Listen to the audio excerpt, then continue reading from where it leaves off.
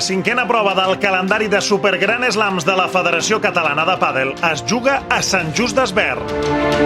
Les pistes del Sant Just Padel Club són el marc de la cinquena retransmissió de la temporada del circuit català absolut.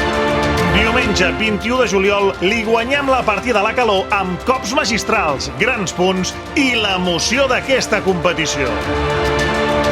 A partir de les 10 del matí t'obsequiem amb la final femenina i posteriorment la masculina a través del canal de YouTube de la Federació Catalana de Pàdel.